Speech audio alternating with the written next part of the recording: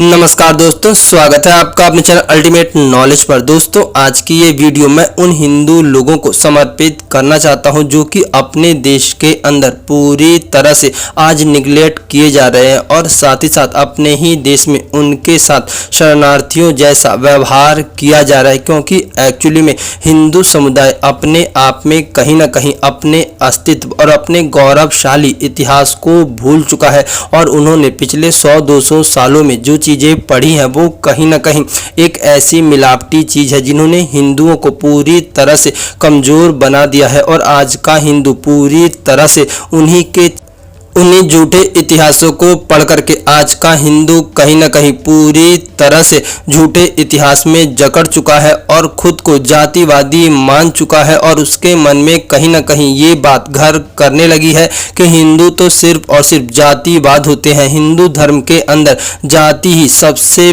प्रमुख चीज है। दोस्तों, ये हिंदू की मूर्खता ही है कि आज उसी के देश में उसकी जमीन को छीना जा रहा है और दूसरा हिंदू सिर्फ और सिर्फ चुपचाप बैठा हुआ है। यहाँ तक कि उसकी जाति के लोग भी उसका साथ देने नहीं जा रहे। दोस्तों, आप सब लोगों को अच्छे से पता ही होगा कि मोदी सरकार ने संसद के अंदर वक्फ संशोधन बिल को पेश किया और अभी ऐसा माना जा रहा है कि शायद आने वाले दिनों में वक्फ बोर्ड को पूरी तरह से खत्म कर दिया जाए। जैसे ही इस बिल को संसद में रखा गया, भारत में रहने वाले शांति दूत पूरी तरह से बौखला गए। दोस्तों, अभी हाल ही में बिहार के अंदर वक्फ बोर्ड ने पूरे के पूरे गांव पर अपना अधिकार ठोक दिया है और आपको जान करके हैरानी होगी कि ये गांव पूरी तरह से हिंदू बहुल है। दोस्तों, इसका मुख्य कारण यही है कि हिंदू आज भी भारत के अंदर सिर्फ और सिर्फ जातियों में बटा हुआ है।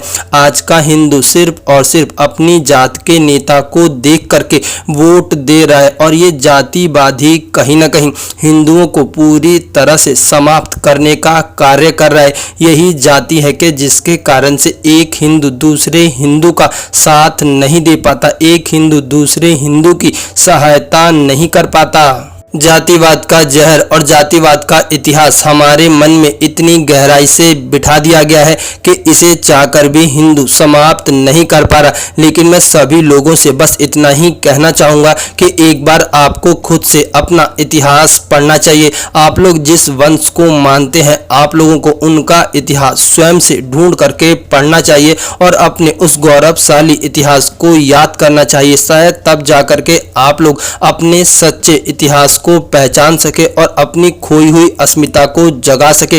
क्योंकि अगर भारत का हिंदू जल्द से जल्द जागृत नहीं होता और साथ ही साथ भारत के अंदर से जातिवाद के जहर को पूरी तरह से समाप्त नहीं होता, तब शायद आने वाले दिनों में एक हिंदू दूसरे हिंदू को इसी तरह से लूटता हुआ देखेगा और एक दिन उसका नंबर भी जरूर आएगा। यही कारण है कि अब आप लोगों को जातिवाद छोड़ करके सिर्फ और सिर्फ अपने धर्म और अपनी अस्मिता के बारे में सोचना चाहिए। नहीं तो भारत का शांति दूत पूरी तरह से इस प्लानिंग में है कि भारत को कैसे गजवाए हिंद की ओर ले जाया जाए। आप सब लोग इस चीज को जानते हैं कि भारत के अंदर किस प्रकार से इस्लामिक आबादी तेजी से बढ़ रही है, जो कि पूरे भारत को घेरती जा रही है।